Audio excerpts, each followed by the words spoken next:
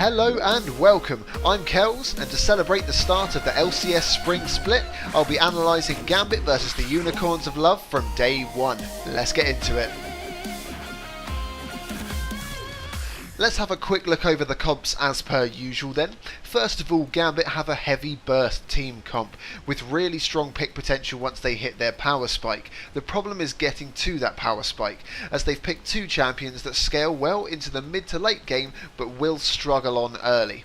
Now, to help them through the early game, they've picked up Annie, Graves and Lee Sin, who are all easy early game champs. Now, when it comes to team fights for Gambit, their ideal situation would consist of a Flash Tibbers onto a group of the UOL players, followed up by a Cassiopeia ultimate, all combined with Kassadin and Graves AoE burst for some quick and easy fights. Now, as far as the Unicorns are concerned, they've bagged themselves a heavy engaged team fighting comp. They've got a Sivir ultimate to speed the team up, followed by Leona's hard engage with Jarvan and Gnar topping things off. So UOL will be looking to fight as much as they can, brute forcing objectives where possible and contesting almost everything that Gambit try to take from them. Into the game itself then, and we get some regular lanes to begin with both junglers starting off at their Krugs.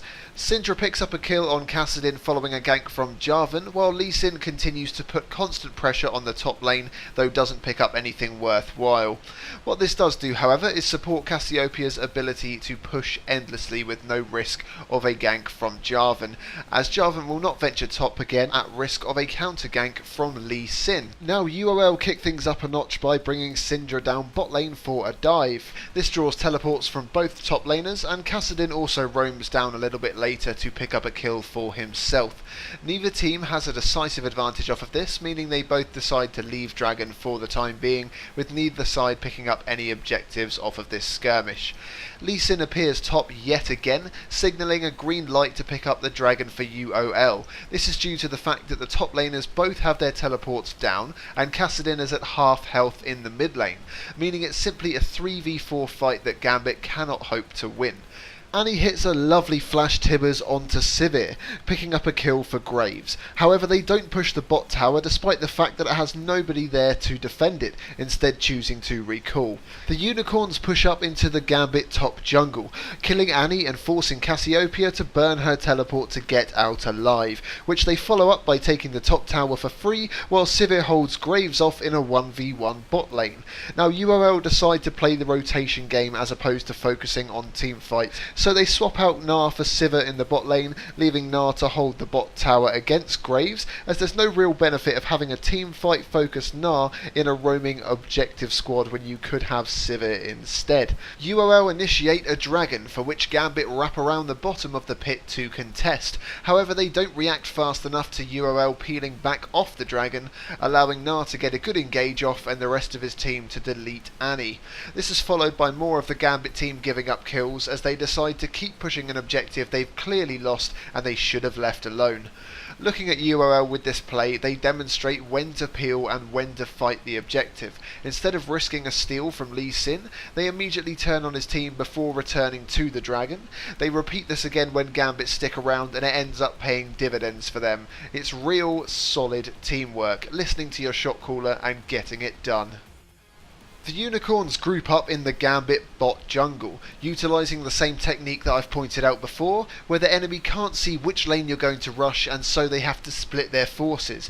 This means the Unicorns can just waltz into the bot lane and snatch a free tower for themselves. But there's no real reaction from Gambit, as the normal move after taking a tower as 5 in professional play would be to back off and regroup. However, the Unicorns keep up their onslaught, smashing down the next tower and the inhibitor that it belongs to. Yes, they might have picked up a tower in the mid lane, but it doesn't take a genius to see that that does not match up to what the Unicorns just took from Gambit. A single champion flank is attempted to try and cut off the UOL players, showing the desperation from Gambit, as there's no reason they should be trying to team fight against the team that's built for team fighting when they have a huge gold lead as well. So naturally, Gambit take casualties before UOL decide enough is enough and they stroll on out with no issues whatsoever. Seeing the recalls pop off, Gambit run for Baron but get pushed back by the freshly regrouped Unicorns, who destroy the vision Gambit put down and start painting little red ward dots of their own all over the top half of the map. Cassiopeia has to hold off bot lane against the super minions by herself, so UOL push the top lane as 4, while Leona prevents any flanking manoeuvres with her perfect positioning in the bottom side jungle. Diamond goes down in defence of the top tower, however Cassiopeia pulls out an insane 5-man flash ultimate, giving her team the hope they needed as they mop up the fight. There's nothing suitable for Gambit to take following this, however, so they group mid and push, right up until the point that UOL push back and dismantle them yet again, by focusing on the Cassiopeia right from the start. At this point Cass is getting strong, and as seen last time she can turn a fight by herself, so UOL eliminate the risk by eliminating Cassiopeia from the game, and then they steamroll the rest of her teammates as they push onwards towards the Gambit base. Now Kassadin and Annie are both still up and they have a lot of AoE damage between them. However, UOL play to their comp's strengths and keep up the aggression, constantly taking people down. They take down Annie, they take down the 2 turrets, and last but not least, they do take down the enemy Nexus. So let's recap on that game then. UOL understood their team comp and winning conditions better, as they kept moving in groups and forcing down objectives or initiating fights. Gambit did shine at a few points, such as the Cassiopeia ult towards the end, which was coupled with Annie, Graves and Kassadin's burst. They simply didn't employ this strategy enough in the game itself, however, and were trying for straight up fights with no emphasis on getting the big multi-man stun engages that their comp relies on. Waltzing into a fight is not what their team was built for, but they didn't seem to realise that as the game progressed. Thanks for watching again. As per usual, like and subscribe if you enjoyed it. Perhaps leave me a comment, it's all appreciated. I'm going to try and make at least one video from NA and one from EU West each week throughout the LCS, so if you've got any preference as to which games I do analyse, please let me know. Thanks again for giving me the time of day, and I will see you next time.